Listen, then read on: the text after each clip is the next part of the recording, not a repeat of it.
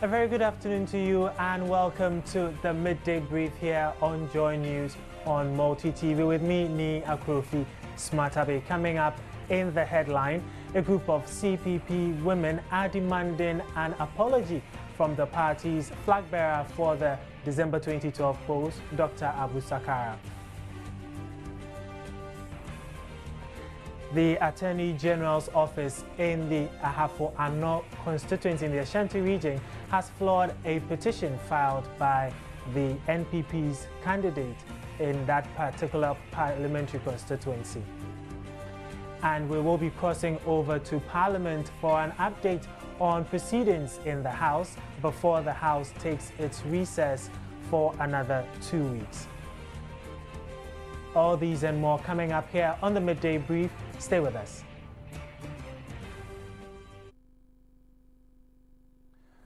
Now let's settle for the details of the stories. Now, the Convention People's Party polled about 20,000 of the 11 million votes cast in the December elections. This abysmal performance has left supporters and executives of the party on the edge, with many putting the blame squarely on the shoulders of their flag bearer, Dr. Abu Sakara. Some have gone so far as to allude that the flag bearer was a puppet of the ruling NDC and, according to them, engaged in a game of self-sabotage during the campaign. One of these accusers is no mean person than Madam Lucy Enin, a member of the CPP's Council of Elders and a veteran politician. And she joins me in the studio this afternoon to look at these issues and other matters arising. Good afternoon to you, Madam, and thank you for joining us. My grandson. How are you today? I am very well, ma'am. And how are you too? I'm fine by the grace of the Almighty God. I'm still kicking. Okay, we are glad about that. Yeah. Now, first, let me just find out from you, why are the CPP women demanding an apology from Dr. Sakara? There is a saying that there is no fire without there's no smoke without fire, and in a can be papa trader. You see, ever since we went through this election, I haven't even moved out of my, because I was asking myself why even the only parliamentary candidate we've lost the only parliamentary candidate.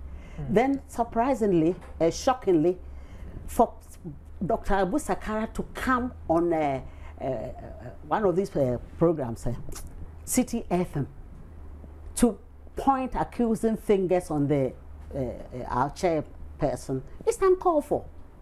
It is really, really uncalled for, because if you look at the number of the number Samia got in her constituency, over 18,000 plus, and you compare the number you, Abu Sakara, got nationwide, you shouldn't even have opened your mouth about it. We should have kept quiet, let's all get together and then plan another strategy. But for you to go on the air and accuse somebody, it's rather, and that was why it moved us to issue that statement. In a statement that you put out by the CPP women, you are saying, quote, that a culture of collecting monies from another party to sink the fortunes of the CPP. What exactly do you mean by this? This is what is happening. You know, ever since 66 coup, we built our party offices all over the country. Sunyani, Accra, all over, with our own money, collected from our own, from the district commission, any party member in those days. They have confiscated all these assets. So even the place that we are renting and asylum down for us, you see, we don't have money. And this is, it has been, they know we don't have money. And they know, especially NDC, they know that because of the state enterprises, they sold to themselves. Look, we used to have so many catering rest houses, including Atlantic Hotel, Meridian Hotel, Continental Hotel, Kumasi Catering Rest House, Tamale Catering Rest House. Ask, who are the owners of these state enterprises? They are all the owners of NDC. Look at Coca-Cola.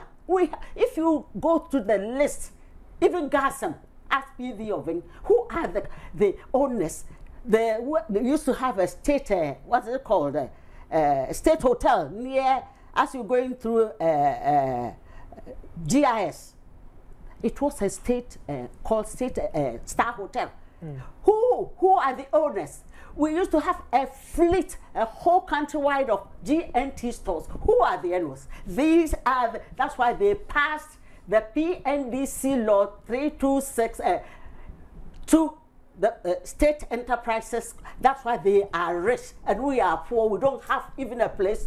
We need to have a place for, because they know that some of us are aware. So they would never be contempt unless they sink CPP.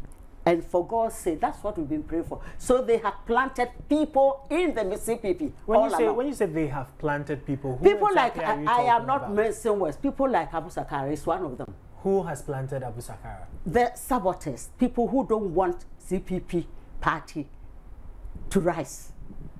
So what, do you have any proof that oh yes, because Abu you see, Sakara is if you don't in believe CPP? in anything, ever, you know, Abu Sakara, all that, Nkrumah has written so many books. And if you really want to, about planning, first 5-year plan, development plan, second year development plan, 7-year, which is work and happiness. If you guys will have the time to read through, it's the planning, one of the proper planners. If you go and read about all this, it's about Ghana. So in effect, are you trying to say then that even the ideas that Dr. Sakara shared on the campaign platform are not what Dr. Nkrumah We believe that, we CPP believe that the state should be number one. The state should be in control of like State Fishing Corporation, State Housing Corporation. The state should see to it that they house the people, they give jobs to the people. That's why we have all these state enterprises, sugar factory, a sanctuary commander, all over. We have factories all over the country, and brigade farms, so state farms. If all these things were moving as planned, Ghana will be one of the best countries to live in. You see, we wouldn't have this unemployment problem that we are facing now. Now we have to import even toothpick. Okay, let me hold on for you for a moment. We've been joined by the CPP's Director of Communications, AKOMFRAH. Good afternoon to you, Mr. AKOMFRAH, and thank you for joining us on the Midday Brief. Good afternoon to you, and good afternoon to my comrade Lucienne in the studio. Okay, first let's try to clarify this. Madam Enin here in the studio is talking about some saboteurs in the CPP who have been planted there to long time. Who have been planted in the CPP to, as it were, break up the party. First of all, and they point to the party's flag bearer in the just ended race, Dr. Abu Sakara. First, your reaction to that? Well, Lucienne is a very experienced politician. She has been an MP, and she understands an era when Ghana worked, and she also committed to the CPP. So she's very, very, very concerned when others in the party come out to bring, if you like, what should be an internal discussion into the open. And so certainly she's very, very concerned. And that's why many who joined her in this particular press release, if you like, feel that there should be an apology for the words said. But let me also say that when you lose an election, it's always very, very difficult. It's a very, very, very difficult thing. It leads to frustrations, it leads to many concerns. And at the moment, not just in our party, in other parties that have lost the election, there are many, many concerned members of those parties, including ours. And they are expressing their concerns, many internally. And so when somebody breaks ranks and goes and takes it to the public media, many in the party begin to question the motive for that, why that person is doing it. And that can lead to, charges of, the sabotage, etc. It's understandable.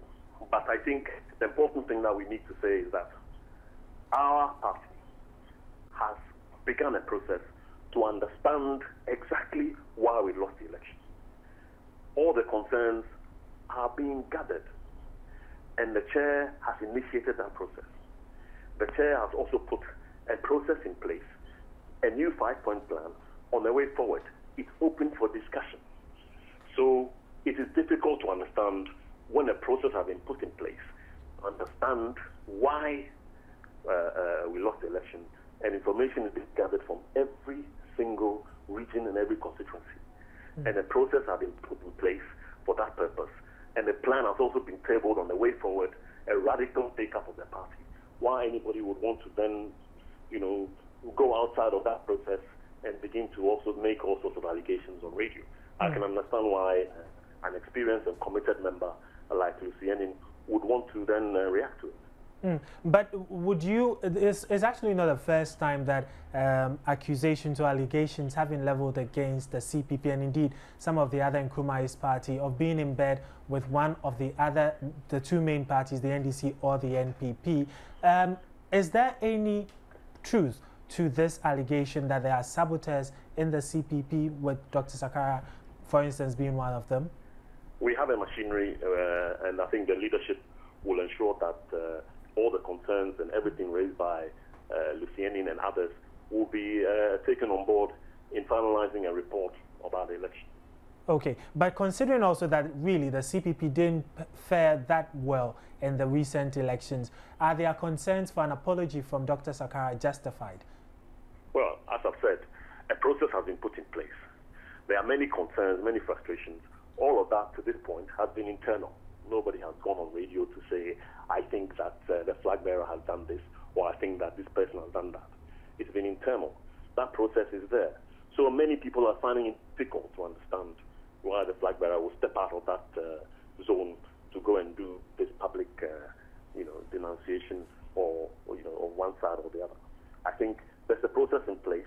The party will plead with all sides, anybody who has concerns, to address it through the process that's been put through, so that we can conclude a report on why it was that we performed that way. Otherwise, it's very difficult to understand, and that could lead to, the motives of people being questioned. And that's exactly what Lucienne is seeking to do. Okay, so that's the party has, if I understand correctly, the party has put in place a process to deal with the concerns Madam Enin and her friends have raised. Yes, what I'm saying is that the chair and leader of this party, Samia Nkrumah, moved within days to seek to put a process in place for gathering all information. Now, nobody's gagged, nobody has been stopped. Everybody can address those concerns. Everybody can say, I believe that this person is a saboteur. I believe that the reason we didn't do well is because we didn't campaign, or whatever. All of that will be addressed through a proper process.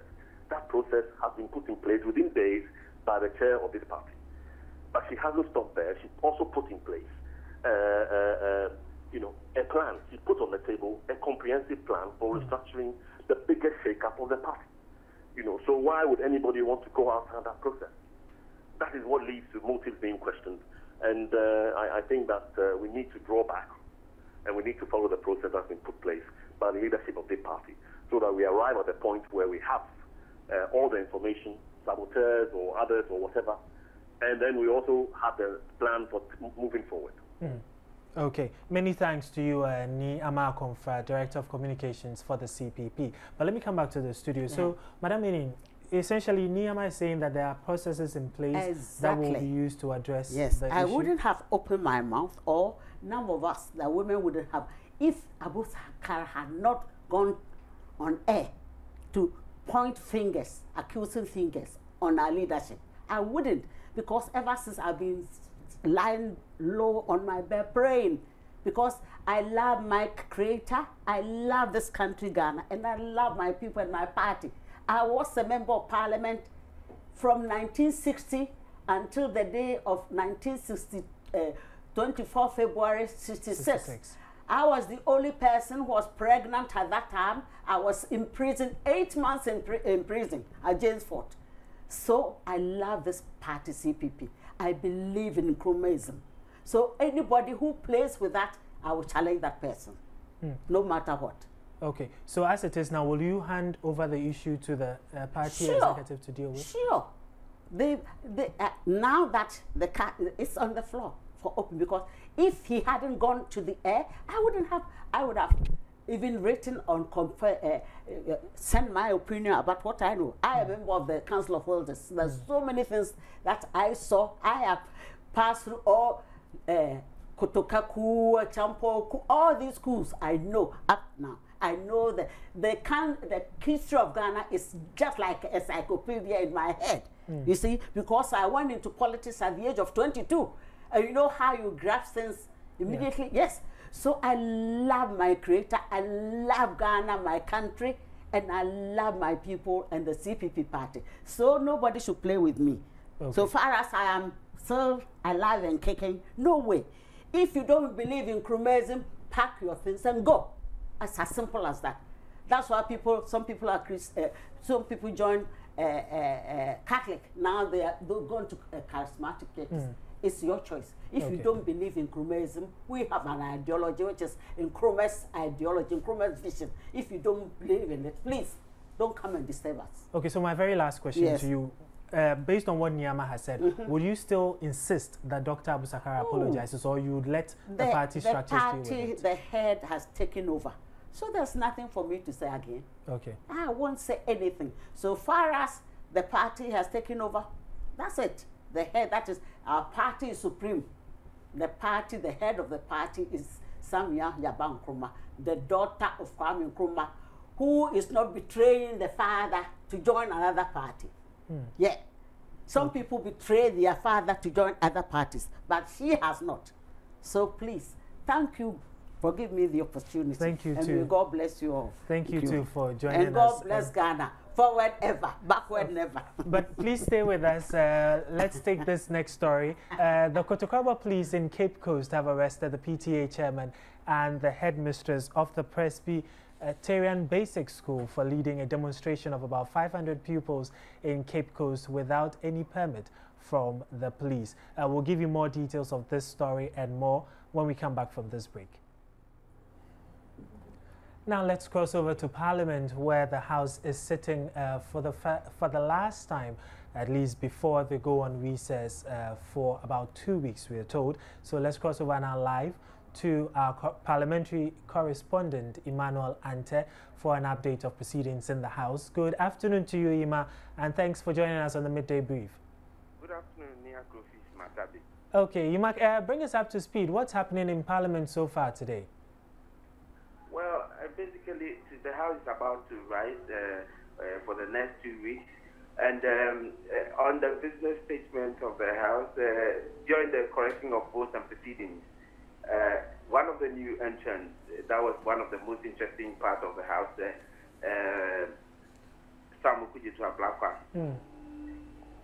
commented on a statement made by Honorable AKOMFRAH. And that generated a heated argument. He was saying that Honorable AKOMFRAH's statement by making or asserting that he was in the House during the swearing in of the president, and he tried to correct some things that went on. He was implying, by his statement, he was implying that he was lying. And so that generated huge arguments. And in the long run, the minority leader, Osechi Mensah-Wozu, had to come in to tell Samukuji Sablakwa what he needs to say and what he needs not to. Basically, he was teaching him what the arrangement in Parliament is like, and not to speak like he speaks on radio in the outside of Parliament. Okay. Well, Ima, okay, go ahead. Yes, go ahead, Ima. Yeah. So basically, this is what has been happening. Okay. Another issue that took center stage was whether the NPP was at the swearing-in ceremony of the president or not. The standing orders of the House, the Speaker adjourned sitting. He didn't adjourn sitting, he suspended sitting. So technically, they were part of the swearing-in, but physically, they were not there. And that became the bone of contention between the majority side and the minority side. Okay. The minority are saying that they were not part of the ceremony because they gave prior notice to that. But the standing order They were part of it, and that's also the heated argument. We are seeing live pictures from the Chamber of Parliament on our screens now, and I see that they are still contributing to some issues. Is this still about the swearing in of the president? No, at the moment, statements are being made, and statements are being made on e-waste. Okay. E-waste. Some members made statements on e-waste, and other members are trying to contribute the effects and the harmful effects of the e-waste and some of the benefits of e-waste. So currently, that is what is going on. Okay. Members are contributing to the e-waste. Okay. We know they are going on recess from today. We're told it might be for 2 weeks or so. Is it confirmed when they will return or when they are likely to return to the House? Yeah, Parliament is rising today, and they will return on the 29th of January. Okay. Yeah, sitting is supposed to return on the 29th of January. And within this two weeks period that they are going on break, the House is expected to arrange for the accommodation challenge or the sitting arrangements of the House. And then secondly, to find accommodation for the members, for the new members that are in, they have to find accommodation for them to have where they would sleep in Accra, especially those that are outside of Accra, vantage points. And so they are going to sort all those things out. And then by the next 2 weeks, business will resume. Okay. All right. So, Yima, thank you so much for bringing us up to date. But before we leave Parliament entirely, though, let's listen in a bit to some of the debates going on in the House. He has to correct himself in there. And the better thing to do is to simply withdraw that portion of his submission. Honourable Member, I believe that you know that he's a first-timer, and so you can pardon him. Thank you for the education.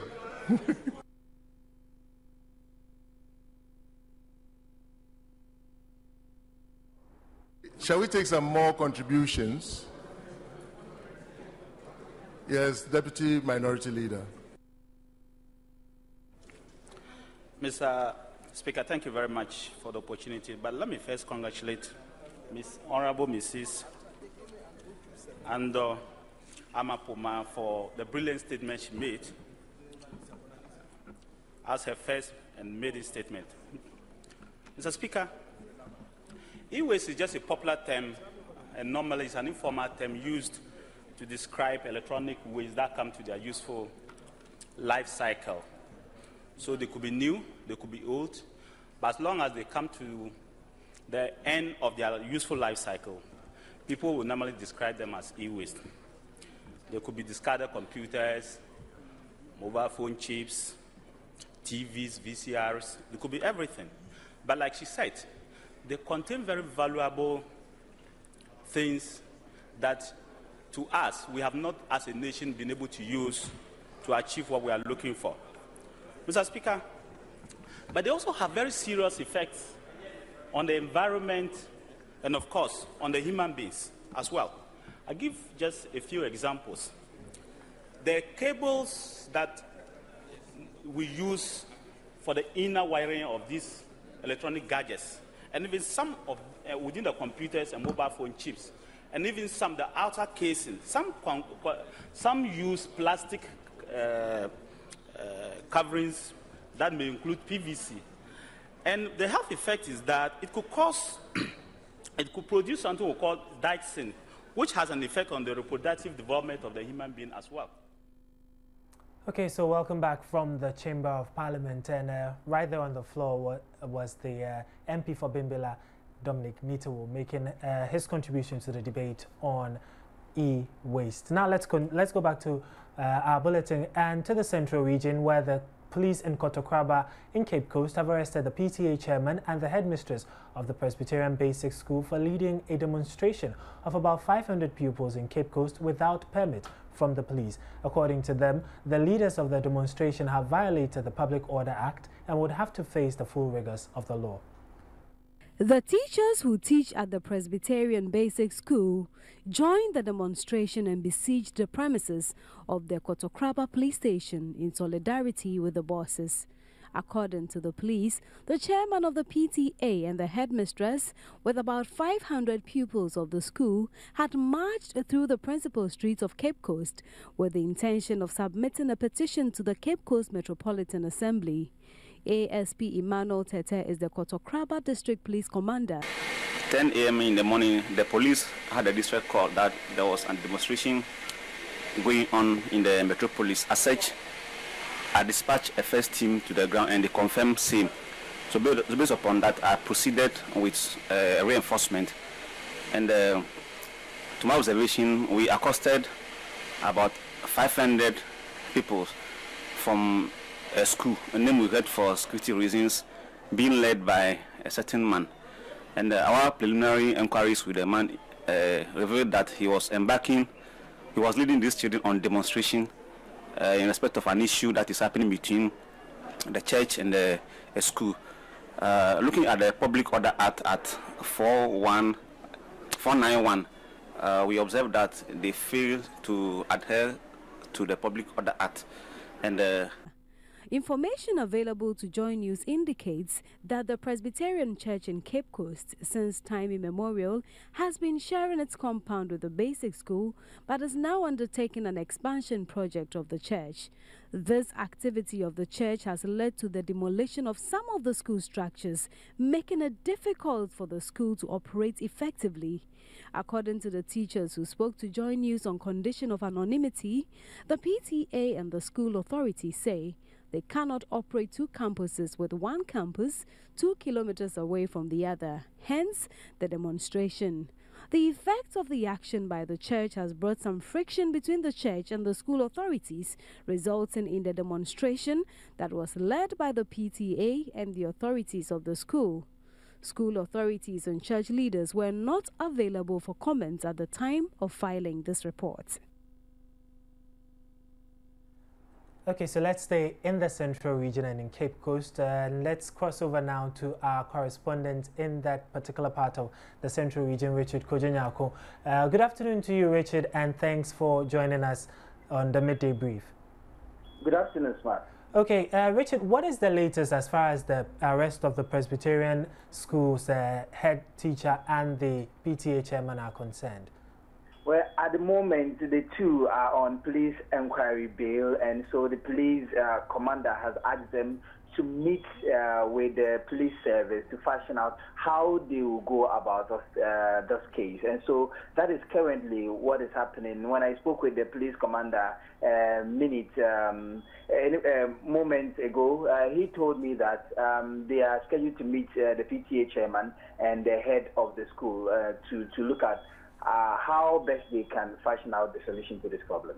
Earlier in your report, when you filed, at least the heads of the school were not available for comment immediately. Have you been able to reach them for any further comment on the developing situation? Well, when I contacted them later on, they told me that they would not want to speak for some reasons, and so they will make any information available later to the media, and so they are not in the position to speak on the matter. Okay, still in the central region, we understand that two NPP aspirants, that's Lawrence Ajinsem and Stephen Asamoah-Boateng, are contesting the results of their parliamentary elections in their respective constituencies. What exactly is the concern that they have with the results? Well, the petitioners are Stephen Asamoah-Boateng, who contested on the ticket of the NPP in the Fantiman constituency, and Lawrence Ajinsem, who also contested on the ticket of the NPP in the Lower Dencha constituency. In the case of Lawrence Ajinsem, he lost by 31 votes to the now incumbent MP for the Lower Dencha constituency, Foster Joseph, and for Stephen Asamoah-Boateng, the former information minister and former MP of the Fantiman West constituency, he lost by 1,441 votes. The two are basically in court on an ex-party motion, praying the court for an order for the determination of the payment of the security costs and for the first and the second respondents of the petition to be served. In the case of Stephen Asamoah-Boateng, who was represented by lawyer Michael Atadazi, the court has ordered the security cost of 800 Ghana cedis to be paid. And the first respondent, that is Akwana Seria Kwanza, be served through the Speaker of Parliament. And the second respondent, the Electoral Commission, be also served. In the case of Lawrence Ajinsem, who was represented in court by lawyer Ed Virginia, the court ordered that a similar cost be paid, and the first respondent be also served through the Speaker of Parliament.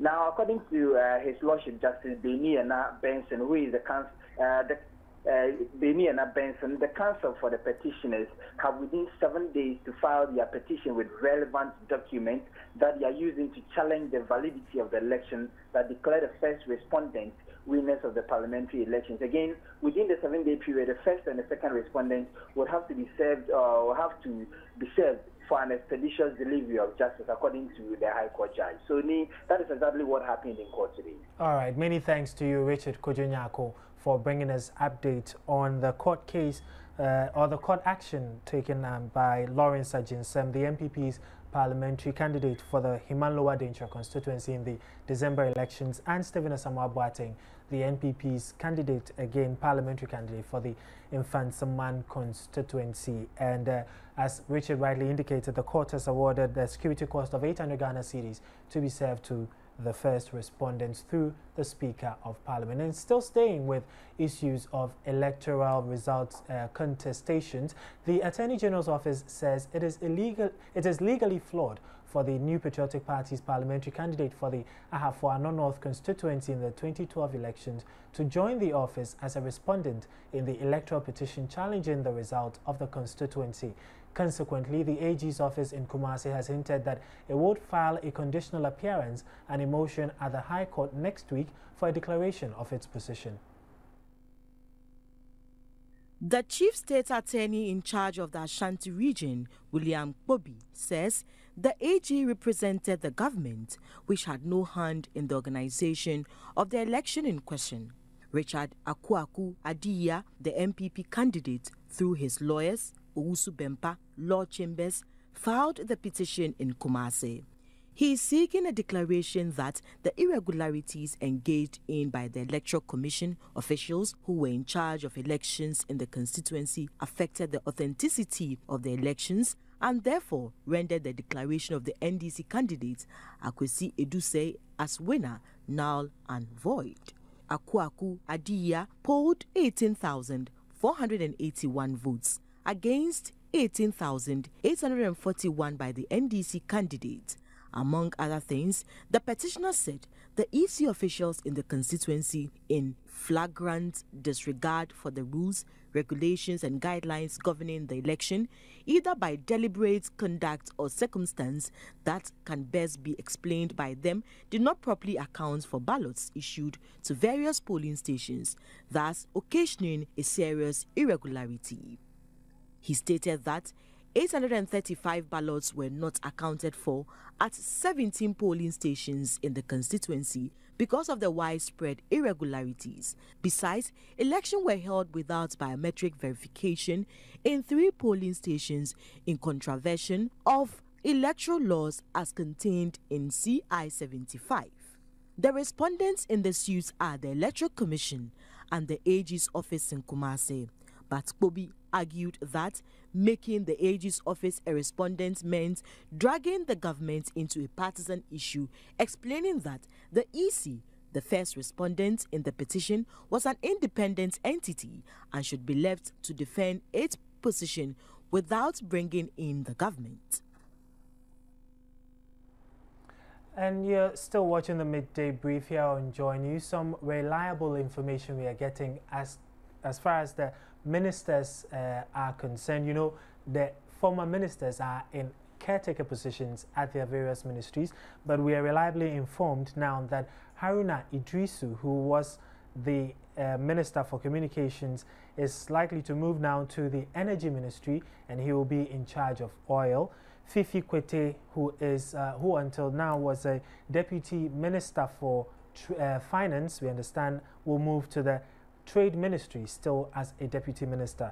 And then Hannah Tete, that sector's Minister, which is Ministry of Trade and Industry, we understand will be going to Ministry of Foreign Affairs. Ekol Spiogabra, is likely to move to the Communications Ministry, and that is a ministry he once handled under President Rawlings. And we also understand that Seth Tekbe, who is a Deputy Finance Minister, will remain in that ministry. That's the Finance Ministry. Let me just run by you again. Haruna Idrisu likely to move to Energy Ministry and will be in charge of oil. Fifi Kwete will move to the Trade and Industry Ministry. He will be a Deputy Minister there. Hannah Tete will move from Trade and Industry as a Minister to become Minister for Foreign Affairs. Ekol Spio Gabra likely to head the Communications Ministry, which was until now headed by Haruna Idrisu, and Seth Tekbe, we understand, will remain at the Finance Ministry. But we'll get you more update on this and more as far as the positions for the various ministries are concerned. Stay with us. We'll be right back.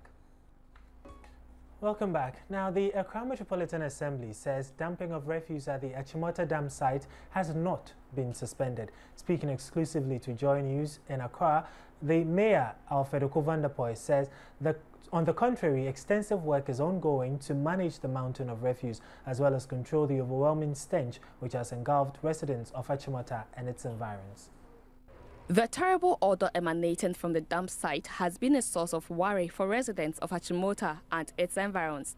Several calls have been made to the AMA to deal with the situation, led by the MP of the area, Elizabeth Saki, who has even threatened to demonstrate against AMA.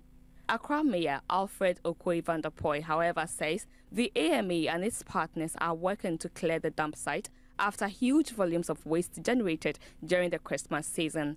The site also served some districts outside the metropolis during that period. He adds that currently, dumping of refuse is limited to AMA waste management contractors only. Neighboring districts who have been dumping refuse at the Achimota dump site have been directed to desist with immediate effect. Though dumping will continue, he insists the act will be bounded by responsibility. I also directed that the capping should be continuous on a daily basis, so that what is dumped is capped.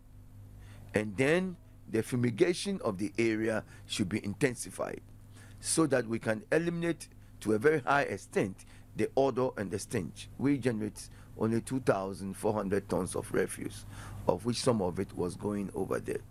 It was a very low level amount of refuse that was going there. We will continue to dump it, but we'll continue to be very responsible. When Joy News visited the site this morning, personnel from Zoom Lion were spreading sands to cover the refuse, deodorizing and fumigating surrounding areas to control the awful smell and prevent outbreak of diseases. We have 3 objectives: to control the flies on the dump site, to disinfect the dump as a whole, then to control the odor. So we use chemical with deodorizers. Chemical we use are World Health Organization recommended chemicals. So we don't use any chemical before you use it. We try to know the target organisms we are going to use it for before we apply it. The mayor assures that once a well-engineered landfill site at Ghana South is constructed, the Achimota dump site, as well as other smaller dump sites in the metropolis, will be shut permanently. The dumping activities of refuse that has, been the nature and culture of tradition of doing things is coming to an end, because under the Conti project, that project is going to pave way for the engineering of a scientific landfill site.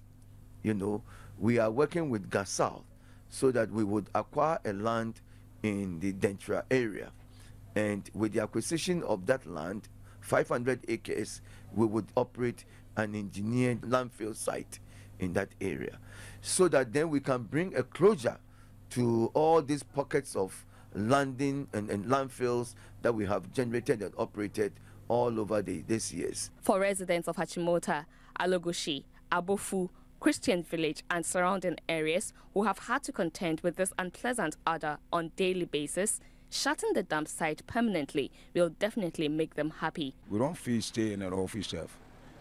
Any client come to buy house from us, they come by the house, say, yeah, it's too much smelling.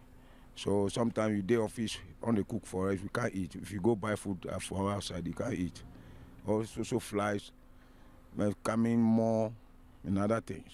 So we need to stop this bola here before maybe ending of this month. Because I saw no was so. It is a caterpillar no jibola no sa na e de sentinel bobabia and I sorry guest speaker of Labriche Naba. Ojina platform so I work as utim say bola no born too much and to me and a jumakra emani utim say 1 2 no the handkerchief head afan anim u free Kumasi last me Kumasi u sigana hanom na sa homache pa udu kromu a onka se Ghana ni ewira omomoton ade o kon to wira go basa nti be bia se to bola gu be bia se to Ghana nti me manage settings.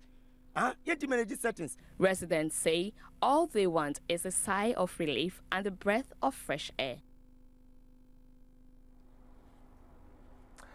Okay, so now let's do some wellness to put you in shape for the weekend.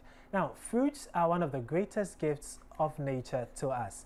They are not only tasty and filling, they also provide us with several nutrients which boost our health. Today on Wellness, we'll tell you why eating fruits are vital to your health.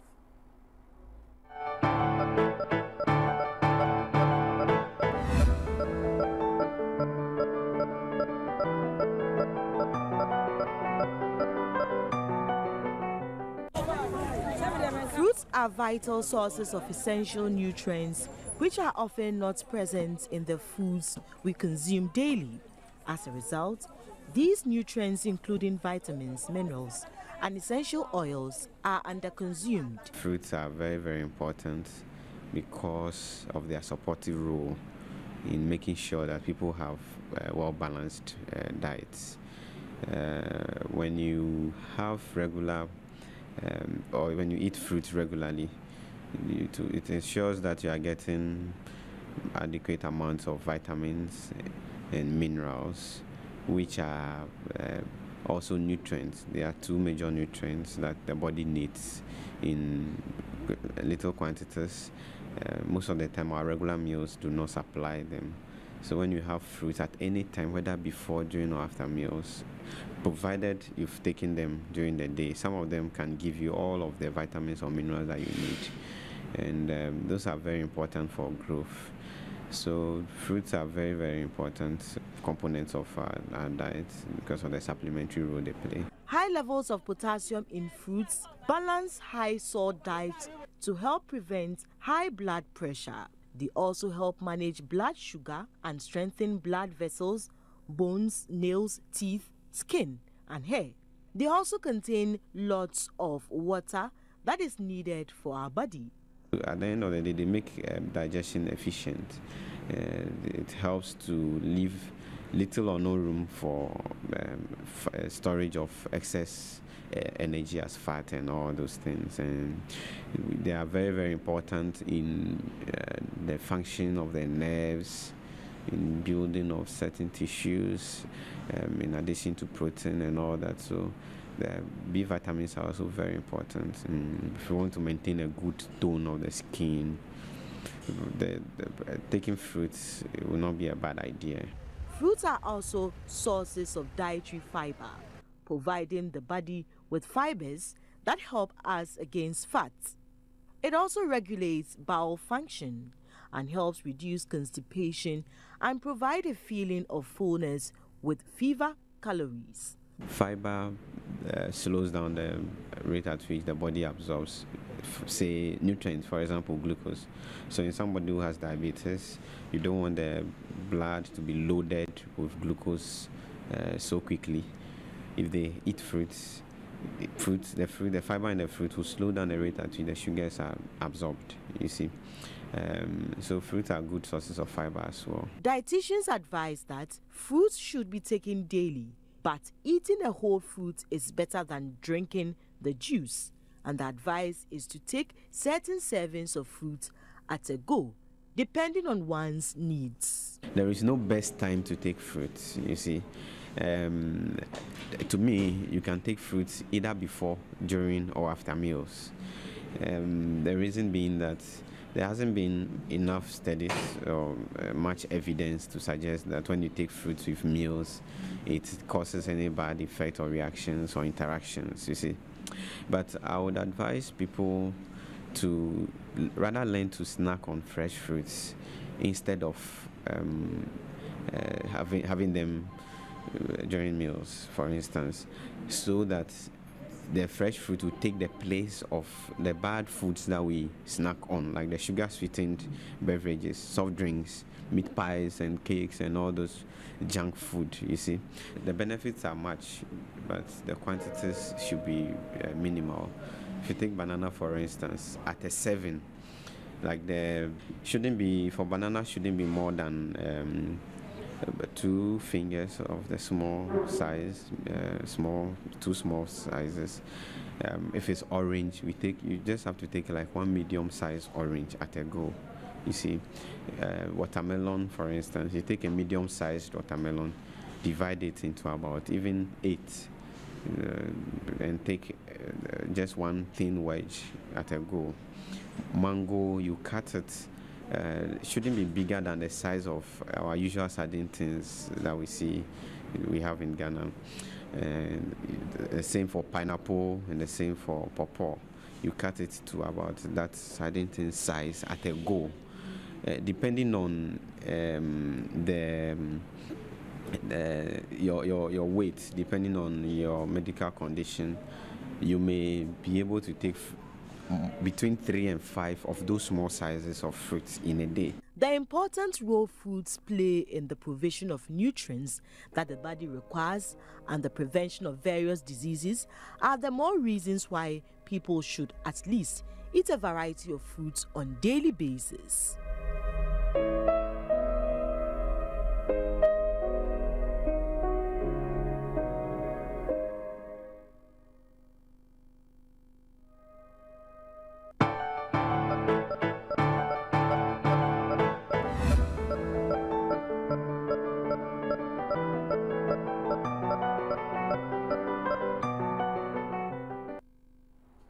Okay, so at least one important information from our wellness tip today. Try snacking on fruits instead of the fizzy drinks and all the biscuits and junk food, really, like I do. My snack is always bananas or pawpaw or something interesting. Now let's get to the international front. And a report detailing 50 years of allegations has revealed that children as young as 8 were abused by Jimmy Savile. And the United Nations Security Council has called for a swift deployment of an international force to Mali. These and more in our international brief. The Metropolitan Police and the NSPCC report adds Whitfield's Hospice in Leeds to the list of places where the former TV presenter abused girls. According to the police, some 214 crimes were recorded across 28 police force areas, including 34 of rape or penetration. They say the accounts are a compelling picture of widespread sexual abuse by a predatory sexual offender. Revelations that Savile had sexually abused girls prompted hundreds of other victims to come forward, including those who said they were attacked on BBC premises. The former presenter and BBC Radio 1 DJ died aged 84 in October 2011, a year before the allegations emerged in an ITV documentary. Rebels are reported to have taken control of a strategic military airbase in northwestern Syria after weeks of fierce fighting with government forces. Opposition activists say the Free Syrian Army was in full control of Taftanaz airport and helicopters based there have been used to bombard rebel-held areas. Meanwhile, top US and Russian officials will later attend talks in Geneva with the UN envoy to Syria, Lakhdar Brahimi, and are expected to discuss how to advance a peace plan proposed by the Action Group for Syria in June. The initiative called for an immediate cessation of violence and the establishment of a transnational government that could include officials serving under President Bashar al-Assad and members of the opposition. The UN Security Council has called for the swift deployment of an international force to Mali. The call comes after Islamist militants said they had entered the key central town of Kona, advancing further into government-held territory. The UN has approved plans to send some 3,000 African troops to Mali to recapture the desert north, which is controlled by the militants. The U.S. ambassador to the UN, Susan Rice, asked whether the Malian president, Diakounde Traoré, had requested specific kinds of military support. France, the former colonial power, would respond to the request on Friday, France's UN ambassador Gerard Araud said following an emergency meeting of the Security Council. Now on to sports, and AFCON 2013, which is just around the corner, looks promising for our senior national team, the Black Stars, as they beat Egypt 3-0 in a warm-up game. Kwesi Appiah insists Ghana can still improve despite getting off to a good start in preparation for the 2013 African Cup of Nations with a 3-0 friendly win over Egypt. Despite the win, the Black Stars coach is not getting carried away after Emmanuel Agyemangbedu's first-half goal and a second-half double from Richmond Boakye-Yadom, and Captain Asamoah Gyan secured victory in Thursday's friendly in Abu Dhabi. Now let's enter the world of showbiz, and Adele had a great year last year. She had 8 Grammys and counting, several other awards. This year looks like it might be another great year for her. She has been nominated for an Oscar. Will she win? Let's find out in the Showbiz Brief. Now let's catch up with developments in international business. The Japanese government has approved a fresh 10.3 trillion yen stimulus package in an attempt to spur a revival in its economy. Okay, so that's it for our bulletin. But before we go, as we indicated earlier, if you're just joining us, let me run this by you. Reliable information reaching us about the appointments of ministers of state indicates that Haruna Idrissa will move from the Communications Ministry to the Energy Ministry, and he will be in charge of oil. Fifi Kwete will move from being a Deputy Finance Minister to being a Deputy Minister at the Trade and Industry Ministry.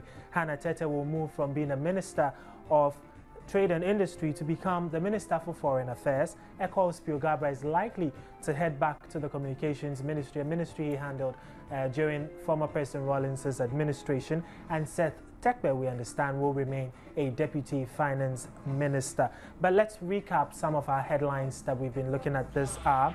Some CPP women are demanding an apology from the party's flag bearer of the 2012 elections, Dr. Abu Sakara. But a spokesperson for the group, Lucy Enin, tells us that they will leave the matter now for the national executives to handle. She told us that a while ago. We also brought you the story about the Attorney General's office in Kumasi saying that it is legally flawed for the MPP's parliamentary candidate for the AHAFO-ANO North constituency to join the office as a respondent in an election petition challenging the results from that constituency. And Parliament, we crossed over to Parliament where the House is debating issues of e-waste before they recess today. They will be back on January 29th. That's it for the bulletin. My name is Nyako Fismatabe. Many thanks for joining us. We'll see you at 8 with more stories.